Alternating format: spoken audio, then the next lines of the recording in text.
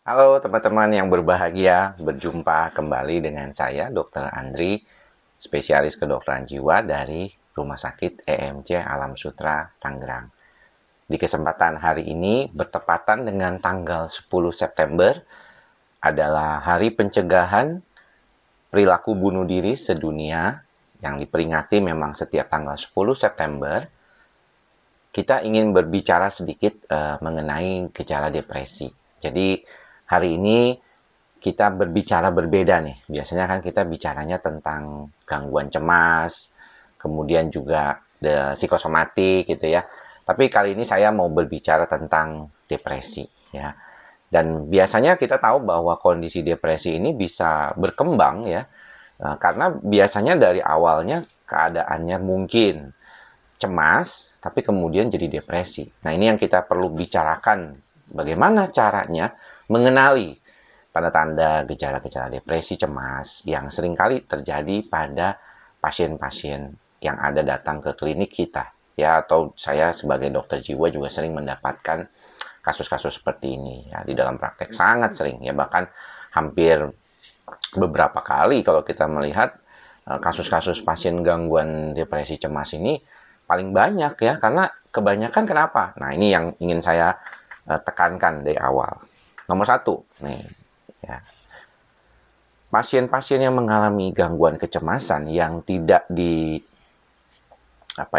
dilakukan segera pengobatan, biasanya dia akan berlama-lama dengan kondisi cemasnya tersebut dan pada akhirnya malah mengganggu kondisi pasien ini sendiri. Kalau kita perhatikan di beberapa kasus gangguan cemas yang datang ke praktek klinis saya misalnya, itu biasanya sudah mengalaminya lebih dari beberapa bulan, ya. Bahkan ada yang sampai sudah setahun lebih gitu ya. Dan mereka tuh sebenarnya nggak mencoba mencari karena mereka nggak menyangka bahwa gangguan cemas ini adalah suatu kondisi yang harus bisa diobatin. Banyak di antara mereka yang menunda karena juga, kok saya kan sakitnya fisik. Ya, mengapa saya suka sering banget ngomongin soal psikosomatik ya ke teman-teman di sini. Karena ini adalah pintu masuk ya, orang itu mengalami gejala-gejala gangguan yang lainnya. Ya, gangguan cemas, depresi ya. Karena orang nggak menyangka kalau gangguan psikosomatik itu adalah gangguan kejiwaan gitu. Jadi banyak di antaranya mereka itu menyangkanya gangguan psikosomatik ya gangguan fisik nih. Kan fisik nih, jadi saya harus ke dokter fisik dong. Nggak usah ke dokter jiwa, katanya begitu. Nah, padahal sebenarnya kalau dokternya sudah bilang bahwa semuanya baik-baik aja, kondisi Anda nih sebenarnya nggak masalah, Anda ini mungkin banyak pikiran aja, atau Anda nih perlunya relax-relax aja atau berlibur. Sebenarnya itu suatu petanda ya teman-teman, bahwa kondisi ini berkaitan dengan masalah kejiwaan. Nah, cuman sayangnya lagi, masalah kejiwaan di Indonesia ini dianggap bukan masalah medis. Jadi, nggak ke dokter, ya, banyak menunda melakukan terapi sendirilah dengan apa namanya spiritual, agama atau apa ya herbal, kadang-kadang alternatif lah pokoknya. Ya nggak salah-salah banget sih sebenarnya. Pada kondisi yang ringan kan sebenarnya nggak ada masalah. Gangguan kejiwaan itu kalau berat memang perlu ke dokter jiwa kan. Gangguan depresi yang sudah sampai pikiran bunuh diri, gangguan cemas yang sampai berdebar-debar ya, mengganggu pekerjaan sehari-hari. Itu tentunya kita perlu mendapatkan suatu apa ya namanya tuh terapi yang segera karena itu mengganggu kualitas hidup. Tapi ada beberapa kondisi awal gangguan kecemasan dan depresi itu yang hanya bersifat eh, nggak terus-terusan ya. Sometimes kalau kita bilang tuh hanya sebagian saja yang mengalami gejala-gejala terus-terusan. Jadi mereka lebih banyak kadang-kadang bilangnya, saya ini nggak merasa ada masalah sih dok, secara kejiwaan. Ya namanya manusia hidup pasti adalah masalahnya gitu ya. Ya memang betul, ya nggak salah, namanya manusia hidup pasti ada masalahnya. Jadi dia nggak terus-terusan.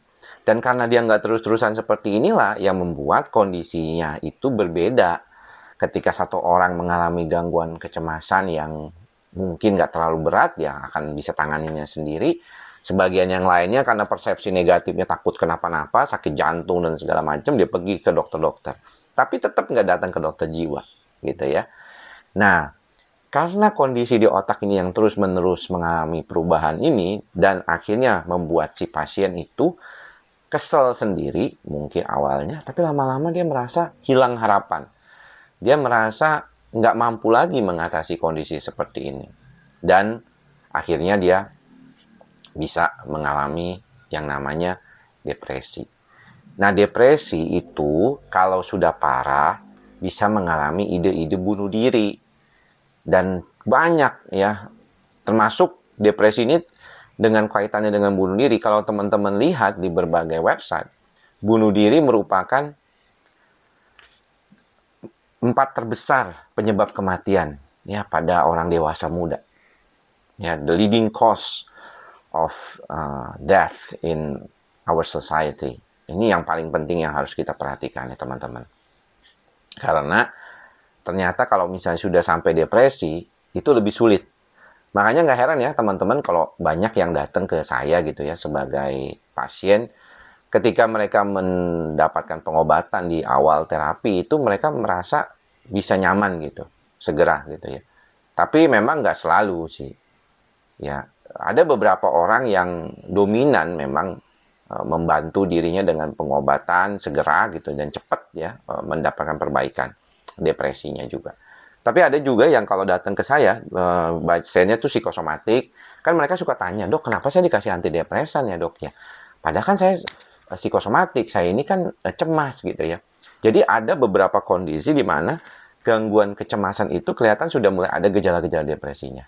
Dan sebenarnya obat anti cemas dan antidepresan itu sama gitu. Misalnya antidepresan itu bisa digunakan untuk pasien cemas dan juga pasien depresi. Pasien cemasnya apa?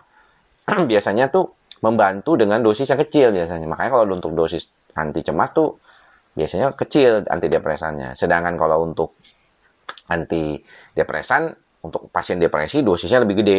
Ya, biasanya 2 kali lipat sampai 3 kali lipat.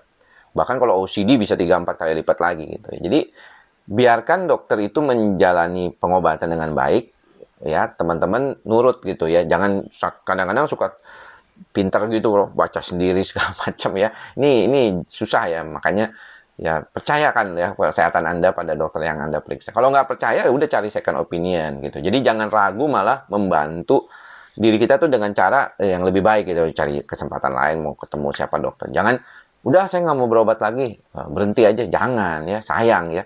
Anda bisa bantu diri Anda dengan baik tentunya.